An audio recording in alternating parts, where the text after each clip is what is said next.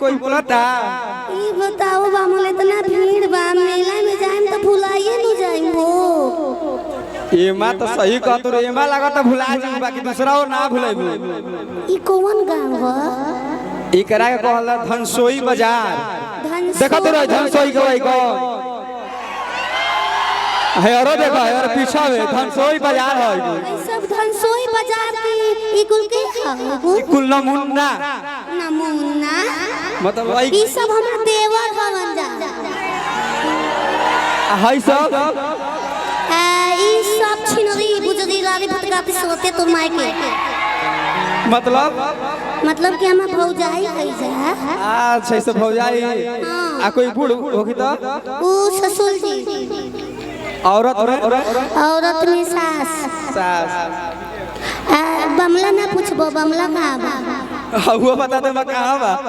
बमला तो मेला में राग न तू ही न हम तो जब हेराई ले मैं तो तेरा कैसे लौकत तू तो 10 को बारा 10 को 16 तक करे बारा हाय तू को जब साल बाई से तब से तू हमारे ख्याल न करोगा।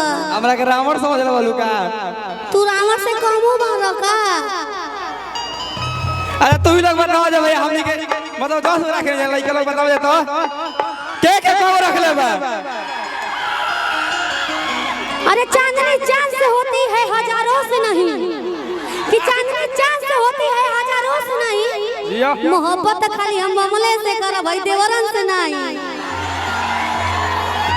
बस के नहीं के वो। अरे पटना से धोके आजा बॉस राजा जी अरे देवरा ना करे दसमोस राजा जी देवरा अरे पटना से धोके आजा बॉस राजा जी कोई बटे देवरा सब राजा जी चुस जाता उठो लालिया के रस राजा जी चुस जाता उठो लालिया के रस राजा जी चुस जाता उठो लालिया के रस राजा जी।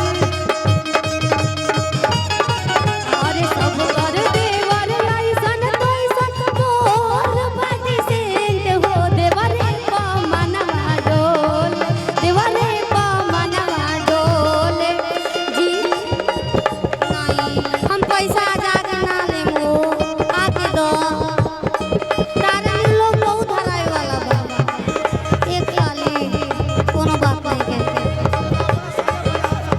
छोरा छोरा पैसा लूटे आई भाई अरे एक पैसा तू पैसा जान दिहा छिनारो तू पैसा जान दिहा छिनारो एक पैसा तू पैसा जान दिहा छिनारो हजारा नंबरी काला ए धारो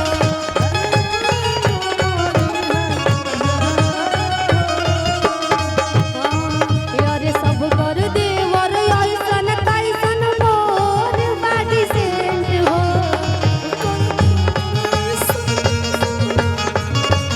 अरे सब कर देवर ऐसन तैसन मोर बाटी सेंट देवरे प मनवा डोल देवरे प मनवा डोल दीदिया रे तोरा देवरे प मनवा डोल दिदिया रे दिदिया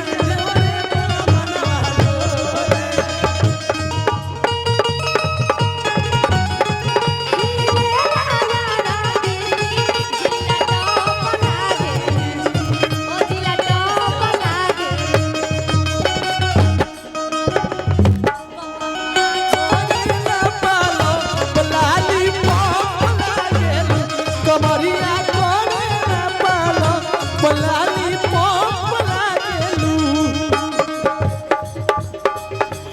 सास नहीं आई कैसन कैसन लइका पैदा कर देले बारू तारा बुझा ना रे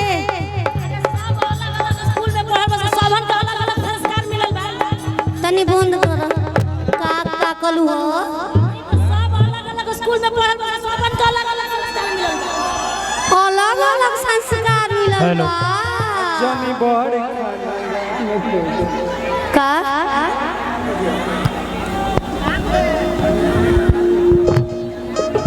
हम का हम परेशान बानी हो। काहे हो? देखो बाकी ठीक लगता तो होने लोग हमके बहुते पसंद वाला जा। अरे तुहरा जैसन हैंडसम हीरो अरे कहवा पाई बहो अपना मम्मी के दामाद करे जा तो हके बनाईब हो। मम्मी रे केने भी हमार सास माई हो छिनरी लुका गई पसंद बासो के हमरा के देखा से नूरा देख के भड़किया जमत आ साड़िया देख के सटिया जमत। हमहू कुआरे आई बाकी लोग के साड़ी में पसंद आई नहीं ऐसे आदे नहीं सही बन ठन के ता अपन मम्मी से हमहू कहत आई एहन लोग खानती। अरे तोहरा जैसन हैंडसम हीरो कहवा पाई बहो अपना मम्मी के दामाद करे जा तोहके बनाई बहो।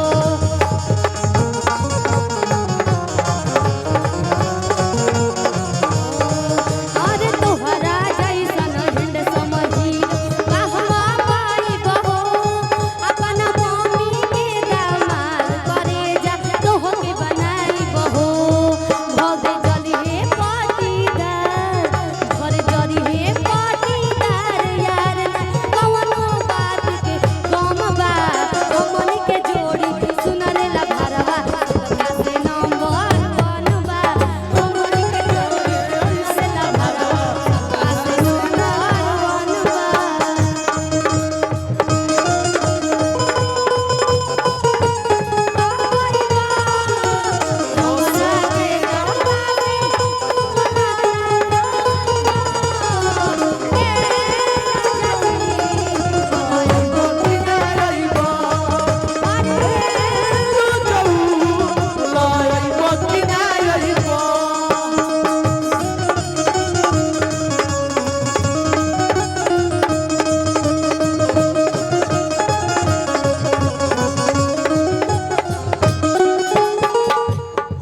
एक मिनट 1 मिनट तनी टाइम दे दो जा। एक घटोचक डांसर आए हैं शायद, तो जल्दी से जल्दी आप तैयार होकर के यहाँ पर आ जाइए क्योंकि आपका बहुत जल्द इंतजार है।